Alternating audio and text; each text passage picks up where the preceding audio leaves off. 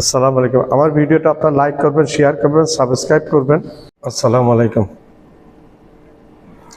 ভারতের সাথে কোনো আলোচনা নয়।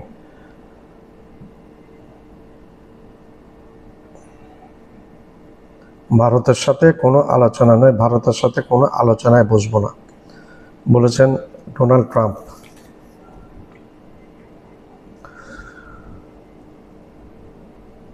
ভারত এবং আমেরিকার সম্পর্কের মধ্যে খুবই অবনতি ঘটেছে। যদি ভারত এবং আমেরিকার সম্পর্ক বর্তমানে খুব অবনতির দিকে চলে গেছে। ভারত এবং আমেরিকার সম্পর্ক যত অবনতির দিকে যাবে, বাংলাদেশ এবং আশেপাশের ছোট ছোট ভারতের যে ছোট ছোট প্রতিবেশী রাষ্ট্রগুলো আছে তাদের জন্য ততই মঙ্গল। কারণ বাংলাদেশের উপর ভারতের দাদাগিরি দেখাতে গেলে ভারতকে অবশ্যই আমেরিকার সাপোর্ট নিতে হয়। আমেরিকার সাপোর্ট লেগেছিল বিগত দিনে দাদাগিরি দেখানোর জন্য। বিগত 17টি বছর ভারত বাংলাদেশের উপর ছড়ি ঘুরিয়েছে আমেরিকার সমর্থন নিয়ে। এখন বাংলাদেশের ব্যাপারে আমেরিকা নাক গলারে ভারতের দাদাগিরি আর করতে পারবে না। আমেরিকা যদি বাংলাদেশের ব্যাপারে নাক গলায় এবং বাংলাদেশের ব্যাপারে নাক গলায় ভারতের দাদাগিরি চলবে না। ভারত নিজেদেরকে মনে করতে উপমহাদেশের রিজিওনাল পাওয়ার। আসলে ভারত উপমহাদেশের রিজিওনাল পাওয়ার না, ভারত রিজিওনাল কচু একটা উপমহাদেশের ভুয়া রিজিওনাল পাওয়ার ভারত। আমেরিকার কাছে এখন ভারতের সব কিছু প্রকাশ হয়ে গেছে, সব গোমর ফাঁস হয়ে গেছে, তার বলার অপেক্ষা রাখে না। ভারতের রিজিওনাল ভুয়া, ভারত যে রিজিওনাল ভুয়া তার প্রমাণ দেখুন। আমেরিকাতে বসে পাকিস্তানের সেনাপ্রধান ফিল্ড মার্শাল আসিফ মুনির ভারতকে দুইটি কথা হুঙ্কার দিয়েছে। প্রথমটি হলো, ভারত যদি সিন্ধুতে বাঁধ নির্মাণ করে এবং বাঁধ যেই দিন শেষ হবে সেই দিনই 6টি মিসাইল দিয়ে বাঁধটা ধ্বংস করে দিবে। বলছে সিন্ধু নদী একা আগে ভারতের না, এগুলা কোনো একটা নদী কোনো একটা নিজস্ব দেশের হতে পারে না। বা পাকিস্তানের সেনাপ্রধান বলেছে আমাদের যথেষ্ট সংখ্যক পর্যাপ্ত মিসাইল আছে, কোনো অসুবিধা নেই, যেদিন তৈরি করবে সেদিন আমরা 6টি মিসাইল দিয়ে বাঁধটা ধ্বংস করে দিব। পাকিস্তান বলেছে যদি পাকিস্তান মনে করে পাকিস্তানের সংহতি, পাকিস্তানের সুরক্ষা, পাকিস্তানের নিরাপত্তার ব্যাঘাত ঘটছে, তাইলে পারমাণবিক বোমা ব্যবহার করে দুনিয়ার অর্ধেকটা ধ্বংস করে দিবে। তাইলে দুনিয়ার অর্ধেকটা ধ্বংস করলে এখানে কিন্তু শুধু পাকিস্তান পড়বে না, সাথে ভারতও পড়ে যাবে। ভারতকে এটা মনে রাখবে। পেহেলগাম ইস্যু নিয়ে পাকিস্তানের কাছ থেকে চরম মার খেয়েছে ভারত, সেটা আমরা সবাই দেখেছি। 6টি যুদ্ধবিমান হারিয়েছে, 3টি অনেকগুলা ফাইটার ড্রোন হারিয়েছে ভারত। এগুলো প্রকাশ করে না, কিন্তু পরবর্তীতে প্রকাশ হয়েছে। ট্রাম্প এবং পুতিনের মধ্যে আলাস্কাতে যে বৈঠকটি হচ্ছে সেটি যদি সফল হয়, ভারতের জন্য দুর্যোগ বয়ে নিয়ে আসবে। ভারত এতদিন আমেরিকাকে ঘোরের মধ্যে রেখে মিথ্যাচার করে অবৈধভাবে এই উপমহাদেশ থেকে বিভিন্ন দেশ থেকে সুবিধা নিয়েছে, বাংলাদেশ থেকেও সুবিধা নিয়েছে। চায়নাকে দেখিয়ে ভারত এতদিন অনেক সুবিধা আদায় করেছে, যা ট্রাম্পের কাছে ধরা পড়েছে। এখন ট্রাম্পের কাছে ভারত কিছুই না, ফালতু একটা দেশ। তাই ট্রাম্প এখন মোদিকে পাত্তা না দিয়ে চাকরের মতো ব্যবহার করছে। ট্রাম্প এখন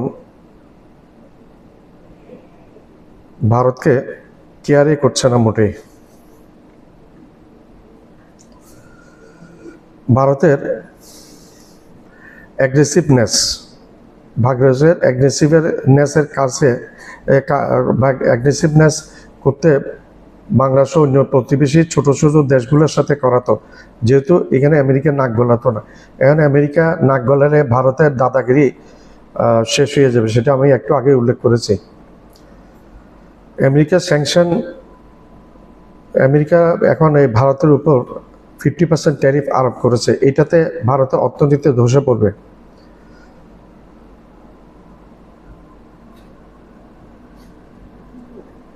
ভারত তলে তলে আমেরিকার সাথে এবং রাশিয়ার সাথে সম্পর্ক ভালো রেখেছে। এতে ট্রাম্পের নিষেধাজ্ঞা সত্ত্বেও ভারত রাশিয়া থেকে তেল কিনেছে, যা ট্রাম্প ভালোভাবে নেয়নি। চীন এবং ভারতের কারণে আমেরিকা স্যাংশনটা দিয়েছিল রাশিয়াতে, সেটা খুব একটা এফেক্টিভ হয় নাই। চীন এবং ভারত রাশিয়ার সাথে ব্যবসা করেছে এবং তেল কিনেছে, যার কারণে রাশিয়ার অর্থনীতিতে বিরূপ প্রতিক্রিয়া হয়নি, যেটা ভালোভাবে ট্রাম্প নেয়নি। রাশিয়ার তৃতীয় বৃহত্তম তেল উৎপাদনকারী দেশ। চীন এবং ভারত তেল কিনে রাশিয়ার অর্থনীতিটা সচল রেখেছে, আমি আগেও উল্লেখ করেছি এটা। ইতিমধ্যে বিদেশি কোম্পানিগুলো ভারত থেকে তাদের ব্যবসা গুটিয়ে নিতে শুরু করেছে, গুটিয়ে নিয়েছে অনেকগুলো। ভারতের অর্থনীতি অন্ধকারের দিকে নিমজ্জিত হচ্ছে। 50% ট্যারিফ দিয়ে আমেরিকা ভারতকে 50% ট্যারিফ দিয়েছে, যা এবং বাংলাদেশকে দিয়েছে 25%। আমেরিকা 50% ট্যারিফ ইন্ডিয়াকে দিয়েছে এবং এটা ডিজাস্টার ভারতের জন্য। ট্রাম্প ইতিমধ্যে বলেছে ইন্ডিয়ার সাথে কোনো আলাপ ট্রাম্প করবে না। ইন্ডিয়া থেকে যদি হাতে পায়ে না ধরে যদি ট্রাম্পকে মানিয়ে নিতে না পারে, তাহলে ভারত অতল গহ্বরে নিমজ্জিত হবে। আমেরিকাতে ভারতের বাজার, রাশিয়া শুধু ভারতের বাজার না, আমেরিকাও ভারতের বিশাল বাজার। রাশিয়া অত বড় বাজার না। ইউরোপ আছে, আমেরিকার কথা ইউরোপ চলবে। আমেরিকা হচ্ছে বাংলাদেশ ভারতের জন্য একটি বিশাল বড় বাজার। অচিরে ভারতের ব্যাপারে আমেরিকার পথ অনুসরণ করবে Europe, Australia, New Zealand, Japan, south Korea, Taiwan, middle east এবং আরও অন্যান্য দেশগুলো। 50% ট্যারিফ দিয়ে ভারত মাল বিক্রি করলে কেউ ওই মাল কিনবে না এত দাম দিয়ে। সবাই বাংলাদেশ এবং ভিয়েতনামের কাপড় এবং অন্যান্য মালগুলো কিনবে। হাজার হাজার গার্মেন্টস ভারতে বন্ধ হয়ে যাবে এবং কয়েক লক্ষাধিক শ্রমিক বেকার হয়ে পড়বে, যা ভারতের অর্থনীতিকে ধ্বংস করে দিবে। এবং মোদি এই ভারতের অর্থনীতি ধ্বংসের দিকে চলে গেলে মোদি, অমিত শাহ, যোগী আদিত্যনাথ এবং তাদের পররাষ্ট্রমন্ত্রী এরা আর ক্ষমতায় থাকতে পারবে না। মোদি ক্ষমতায় আর থাকতে পারবে না। সব প্রতিবেশীদের সাথে ভারতের শত্রুতার সম্পর্ক। বাংলাদেশের হাসিনাকে ভারত ফেরত না দিয়ে ভুল গেম খেলছে বাংলাদেশের সাথে উল্টো মোদি। 1400 মানুষের হত্যাকাণ্ডের মূল নায়িকা হচ্ছে শেখ হাসিনা। এর আগে বিডিআর হত্যাকাণ্ডের সাথে জড়িত শেখ হাসিনা ভারত। 1400 মানুষ হত্যাকাণ্ডের সাথে জড়িত শেখ হাসিনা ভারত। এরপরে ইয়ের সাথে হেফাজতের হত্যাকাণ্ডের সাথে ভারত এবং হাসিনা জড়িত। বিদেশি কোম্পানিগুলো, আমি বলেছি একটু আগে যে ভারত ছেড়ে অলরেডি চলে যাচ্ছে, অর্ডার ক্যান্সেল করেছে অনেক কোম্পানি। এটা কন্টিনিউ থাকলে ইন্ডিয়া দেউলিয়া হয়ে যাবে, তাতে নো ডাউট। ট্রাম্প বলছে পাকিস্তান থেকে ভারতকে তেল কিনতে হবে একটা সময়। আল্লাহর গজব ভারতের উপর পড়ছে মোদির এই সমস্ত নৃশংসতার কারণে।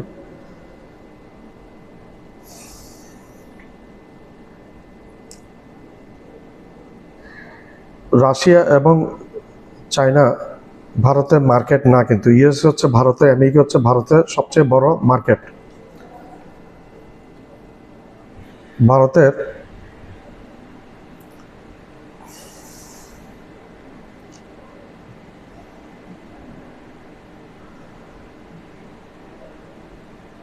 ভারতের ব্যাপারে আমেরিকা যে সিদ্ধান্ত নিয়েছে, সেই সিদ্ধান্তকে অচিরে ফলো করবে Europe, Australia, New Zealand, Japan, south Korea এবং অন্যান্য দেশও। কারণ যদি স্যাংশন একবার ভারতের উপর পড়ে যায়, তাইলে অন্য দেশও ভয় করবে ভারত থেকে কোনো কিছু করতে। এবং ভারত থেকে ইতিমধ্যে বিনিয়োগগুলো উঠে নিচ্ছে এবং ভারতের নতুন কোনো বিনিয়োগ আসার সম্ভাবনা জিরো। বর্তমানে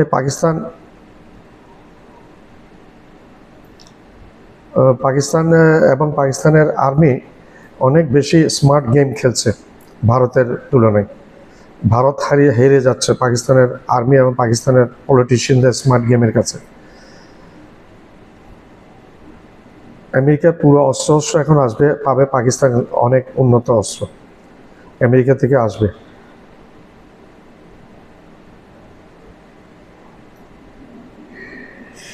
আমেরিকায় বসে পাকিস্তানের army chief field marshal Asim Munir হুঙ্কার দিয়েছিল ভারতকে। আমি পূর্বে উল্লেখ করেছি এর সাথে এই আমেরিকার প্রেসিডেন্টের সাথে আসিম মুনিরের দেখা, এটা আমেরিকার ইতিহাসে প্রথম, নজির নেই এটা। পাকিস্তান ট্যারিফ পেয়েছে 19%, বাংলাদেশ 25%, ইন্ডিয়া 50%। তাইলে এক্সপোর্টের মালের মধ্যে বাংলাদেশ, পাকিস্তান এবং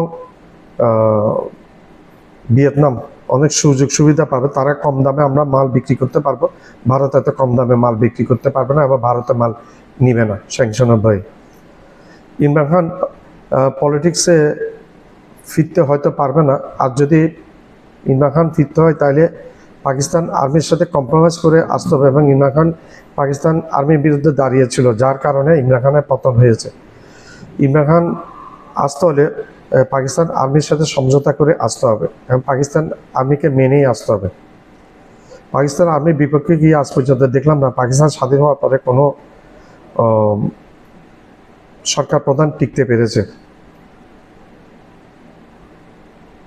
ভারতের মোদি, জয়শঙ্কর, অমিত শাহ, অজিত দোভাল, আদিত্য নারায়ণ এক একটি বড় জাতের অবদার্থ, সবাই,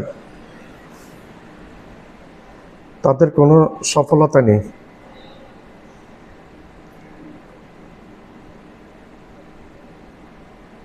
কংগ্রেস যা বুঝে বিজেপি তার 10 ভাগের 1 ভাগও বুঝে বলে মনে হয় না।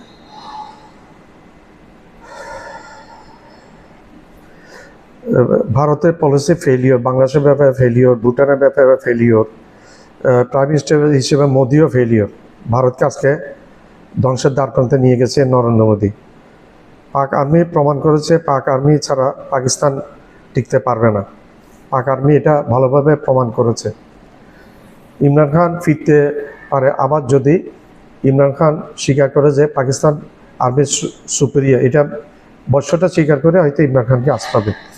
অন্যথায় সম্ভাবনা দেখছি না ইমরান খানের আবার পুনরায় রাজনীতি আসার।